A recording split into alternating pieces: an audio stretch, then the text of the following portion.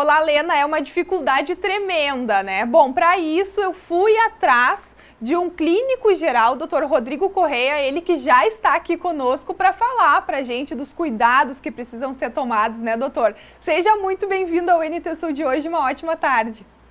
Obrigado, boa tarde para você, boa tarde para todos os seus telespectadores e estou aqui à disposição para a gente estar conversando sobre o assunto que é muito importante, é muito pertinente, principalmente nessa época do ano. Exatamente, é no verão que a gente toma o maior cuidado, né? Faz esse alerta por conta aí do risco da desidratação. O nosso corpo, ele dá sinais quando ele está aí passando dificuldade para fazer a digestão dos alimentos, ou seja, quando daqui a pouco a gente chegou a ficar 2, 3 dias sem beber água. Bom, para citar, só como exemplo, o nosso corpo ele é composto aproximadamente de 80% de água. Então, 80% de tudo que a gente é água. E nessa temporada de calor, de tempo muito seco, o corpo vai perdendo muito líquido, principalmente por conta da sudorese. A gente vai suando muito e o corpo vai perdendo cada vez mais líquido. É como se fosse uma plantinha. Aquela plantinha que fica 2, 3 dias sem regar, ela vai ficando murcha. O nosso corpo é a mesma coisa. A gente também vai, entre aspas, murchando, porque vai se sentindo cada vez mais fraco, a pele vai ficando menos viçosa, a pele vai ficando mais enrugada, você vai sentir desidratado e você para de ir ao banheiro, porque o corpo não vai jogar água fora, ele está precisando daquela água. E o grande problema disso é o rim, né? Quanto menos água a gente bebe, mais sofre o rim. Então, esses são os sinais que a gente deve perceber, de que nosso corpo tá ficando cada vez mais seco, com boca seca, a sudorese continua do mesmo jeito, mas você acaba não indo ao banheiro. E quando você vai ao banheiro, a urina fica muito escura, ela fica muito concentrada. Isso é sinal de que você está ficando desidratado. E tem uma quantidade recomendada, ideal de água para ser bebida por dia? É claro que quando você passa no médico, a gente tem um monte de contas que a gente faz e fala uma quantidade ideal de água. Mas para o público em geral, para a gente no nosso dia a dia, o ideal é nós tomarmos de 2 a 3 litros de água por dia. E principalmente quando você está exposto ao sol, que a sudorese aumenta, a nossa ingestão de água e outros líquidos precisa ser maior, porque a gente não pode esquecer, a gente perde água principalmente pelo suor durante o tempo quente.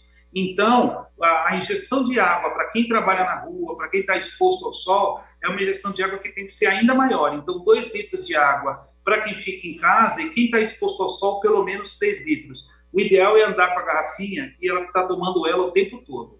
Esse é o ideal. Até porque se a gente está olhando para ela, né, fica mais fácil de lembrar. Sim, é porque na verdade assim, a gente acaba esquecendo de tomar água por conta do dia a dia, da correria e tudo isso, mas se você está com a garrafinha de água do lado, você vai tomando ela e vai reidratando o corpo à medida que você vai perdendo água pelo suor. E a ingestão de outros líquidos, porque daqui a pouco, tomei um suco, isso não equivale à água, né, doutor? Não, assim, a ingestão de outros líquidos também é importante. Eles também contam nessa conta de 2, 3 litros de água por dia. Agora, a gente tem que estar atento a outras coisas. Por exemplo, ingestão de sucos. Cuidado com a quantidade de açúcar. Se for suco industrializado, tem muito sódio. Se for refrigerante, também tem outros problemas além do sódio. Então, assim, esses outros líquidos, eles também contam nessa conta, mas o ideal é nós tomarmos água, porque a água ela vem na concentração de elementos químicos que a gente precisa para o nosso corpo. Então a gente não vai estar ingerindo nem a mais e nem a menos do que aquilo que é necessário no nosso dia a dia. Mas a ingestão de outros líquidos também é muito importante. Daqui a pouco a pessoa que está em casa assistindo agora diz assim, eu não gosto de beber água. Aí vai lá e faz essa água saborizada, que usa ali uma série de chás. Isso também pode acabar, dependendo da quantidade, sendo prejudicial para os rins, né? Sim, porque na verdade a gente não sabe exatamente o que é que tem lá dentro, né? Então tem alguns tipos de chás que são diuréticos. E aí, ao invés de você estar, por exemplo, se reidratando, você está piorando a situação da desidratação, porque você vai acabar fazendo muito xixi. Então, é muito importante, a gente até pode tomar outros tipos de líquido, o chá também é bem-vindo, existem alguns chás que são ótimos, mas o ideal é nós tomarmos água, mesmo porque a água não tem sabor. Então, vira uma coisa que mais ou menos que é obrigação. É uma obrigação da plantinha receber água para ficar forte. É uma obrigação do ser humano tomar água para não ficar desidratado. Ou com gás? O gás, ela é uma água boa, ela tem uma quantidade. A única coisa é que você vai, se você tem algum problema de estômago, por exemplo, o gás ele é muito ácido. Então você acaba levando a outros problemas ao longo do tempo. Mas a água com gás, eventualmente, também é bem-vinda. Ok. Doutor, e a questão da temperatura? A gente sabe que na rua, aqui no Rio Grande do Sul, tá um sol para cada um, como a gente brinca, né? E aí a gente entra num ambiente que tá ali com o ar-condicionado ligado e dá aquele choque térmico. Qual é que é o perigo disso para a nossa saúde?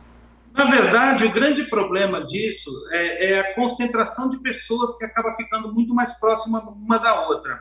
Você acaba não sendo impactado no choque térmico só por entrar e sair de um ambiente, mas sim na concentração de pessoas que ficam muito mais próximas. Então você acaba desenvolvendo doenças que são doenças respiratórias e que são mais comuns no inverno aparecerem no verão, porque a concentração de pessoas por conta da temperatura. O choque térmico em si, você acaba mais uma questão de readaptação do corpo, mas isso dura alguns minutos apenas.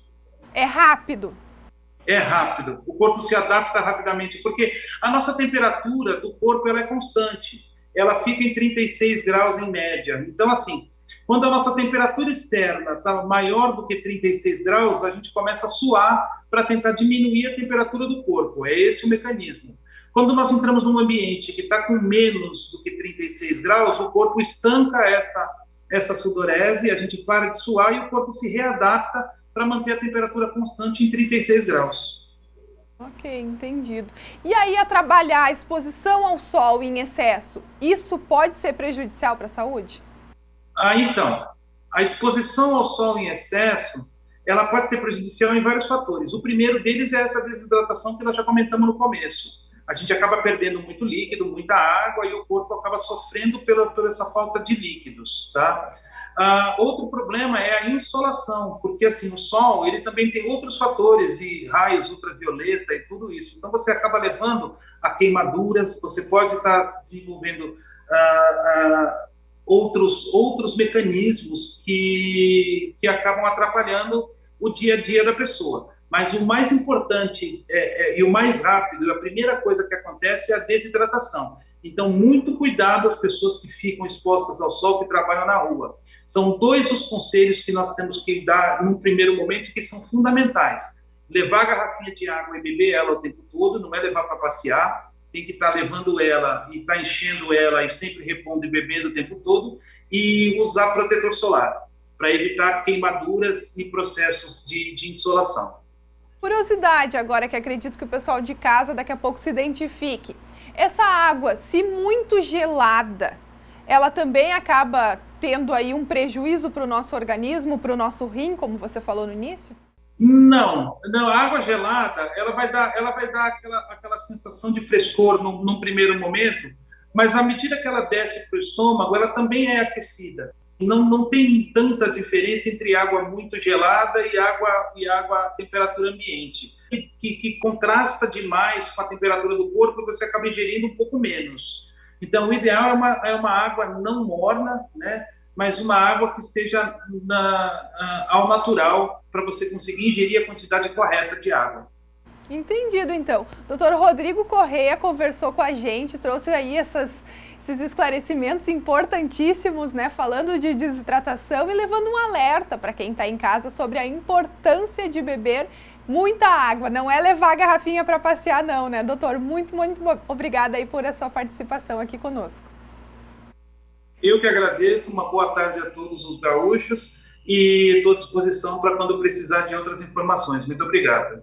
Tá certo, um bom trabalho por aí. Dr. Rodrigo Correia, ele que é clínico geral, nos atendeu aí e falou sobre essas questões aí de como enfrentar o calor, né, se hidratando bastante nessa época do ano.